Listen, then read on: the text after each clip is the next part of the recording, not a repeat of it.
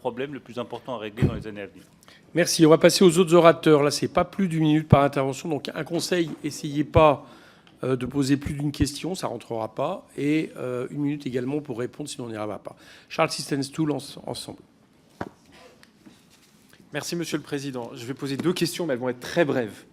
La première, elle est plus pour le ministre des Comptes publics. Je voulais savoir ce que le ministre des Comptes publics pensait de la multiplication des lois de programmation sectorielle.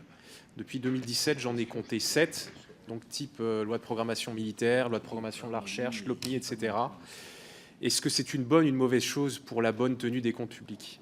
La question pour le ministre de l'économie et des finances, plus sur l'Europe. Aujourd'hui, Mario Draghi a rendu un rapport sur la compétitivité de l'économie européenne. Vous avez commencé à en parler à la fin de votre intervention précédente.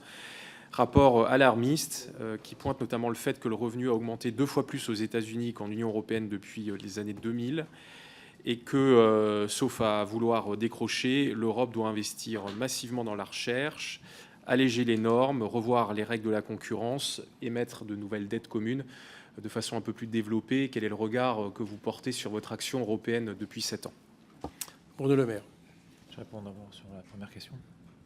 Sur les lois de programmation, la question qui m'était adressée, moi je considère que les lois de programmation, c'est une difficulté pour le ministre des Comptes publics parce que ça rigidifie la dépense et les équations deviennent parfois compliquées à résoudre. Et d'ailleurs, ma conviction profonde, c'est que les années qui viennent, y compris dans l'exigence de redressement des comptes publics, nous amènera nécessairement à revoir une partie des lois de programmation.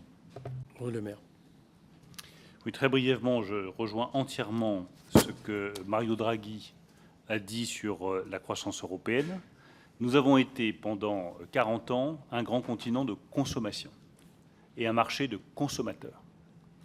Depuis 7 ans, je me bats avec le président de la République pour faire du continent européen une grande puissance de production, d'innovation, et j'ajouterais de protection.